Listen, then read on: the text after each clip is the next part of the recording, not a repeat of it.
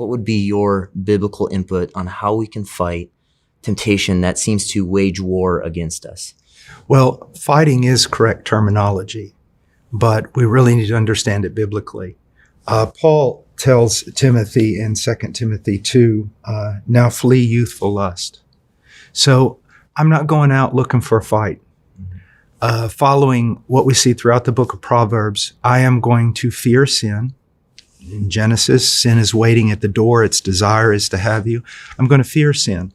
So the first thing I'm going to do is avoid those things that are most likely to trip me up, whether it be media or proximity to another person that may offer temptation. So you want to say, first of all, I don't trust myself. And so I'm not going to put myself in situations that make me more vulnerable. So that's the first thing, flee youthful lust. The other thing is something that it amazes me that people don't talk about this. You know, James chapter 1 is the big book on temptation, or the big chapter on temptation. But right after he talks about temptation, people think that automatically he changes to another subject because he says, every good thing given and every perfect gift is from above, coming down from the Father of lights. And I don't separate that from temptation. Why? Because I believe that the greatest motivation for avoiding temptation and fighting temptation is this. Everything that the world, everything that the devil can offer me is a counterfeit that eventually will become like gravel in my gut. A young man, let's say, he desires a relationship with a young woman. He desires intimacy. That's normal. That's biblical. But he's tempted to go about it the wrong way. What he needs to realize is, hold it. If I go about it this way, it will not turn out to be a good and perfect gift. Also, I need to look back at all the kindnesses of God and also my faith in what God is going to provide. I can take the counterfeit now, or I can wait for the better, which God offers. And that's a tremendous motivation that is oftentimes overlooked. So we need to flee those things and those circumstances that put us in almost a you can't do anything but fail situation.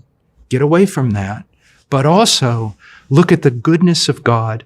Realize that in his sovereignty and his omniscience, he knows that many of our desires that can be perverted are actual in themselves good desires, and he has a plan for them. Can you talk just briefly on the extent of what Paul is including when he says, make no provision for the flesh? You said media, other things that might cause us to be tempted. Right. Talk about the radical nature of no provision.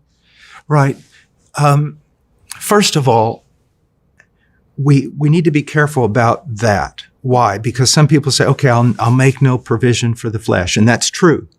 But none of this works unless as a life discipline. First of all, we must be regenerate. We must be Christians. You know, you can fight sin. I know lost people who fight sin and they're not very successful. Secondly, even as a Christian, the foundational thing is renewing my mind in the Word of God, that I might know what the will of God is, Romans 12, 1 and 2. So in that's the foundation. Now, this thing of making no provision of the flesh for the flesh is not just media, computers, being with someone that I'm attracted to in a certain circumstance that make both of us vulnerable, but it's also, and I find this to be one of the most important things, it's that bad company corrupts good morals.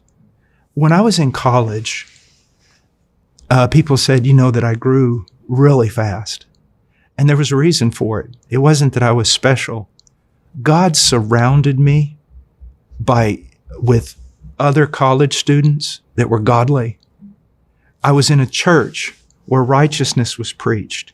And so a lot of times you're making a provision for the flesh by hanging out with people that really do not take sin very seriously, especially immorality. One of the things I always go to is that Christianity is not a lone wolf religion. If I am surrounded by godly men or someone surrounded by godly women, a young lady, That's what we have to have.